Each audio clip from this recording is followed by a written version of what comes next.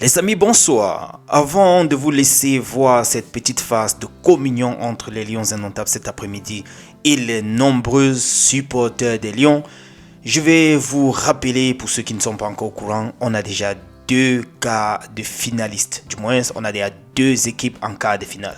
Donc, nous avons le Mali qui a fini avec la Tunisie ce soir au tir au but. Et en premier, c'était le Sénégal qui a gagné 3 buts contre 1, le Soudan. Voilà déjà les 2 équipes qui sont ready pour les quarts de finale.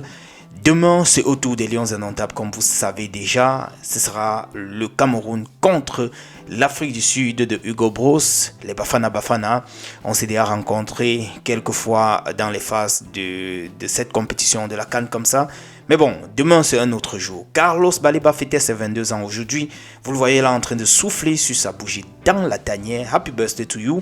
Une fois de plus, nos lions, vous avez déjà remarqué, sont de plus en plus beaux depuis cet après-midi. Ou bien les gars, ils ont fait de belles coiffures, ils ont refait les coiffures. Ça c'est pour être prêt aussi, hein, dans la tête, sur la figure. Il faut afficher bonne mine. Il faut être bien dans son corps pour pouvoir affronter ce match. Ou bien, tout le paquet est mis pour que nos Lions indomptables puissent venir à bout des Bafana. Je vais vous laisser tout à l'heure regarder cette phase de rencontre avec les fans, les supporters. Mais cependant, j'ai une dernière petite actualité à partager avec vous.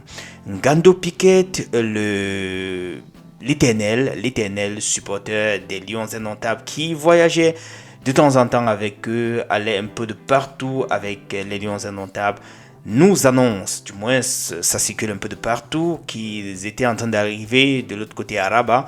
Et au niveau de la gare, ce samedi, ils ont donc perdu 2 sacs contenant leur passeport et également des billets d'avion et d'autres effets personnels. Les amis, directement, le journaliste Thierry Ngonga se demande si on va dire Asia ou bien c'est tout simplement une schématisation.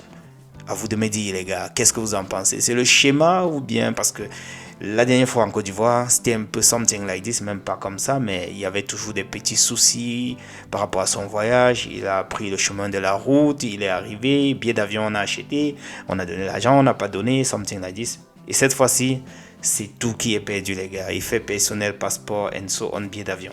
Retrouvons-nous dans notre tour et bon visionnage. Ciao.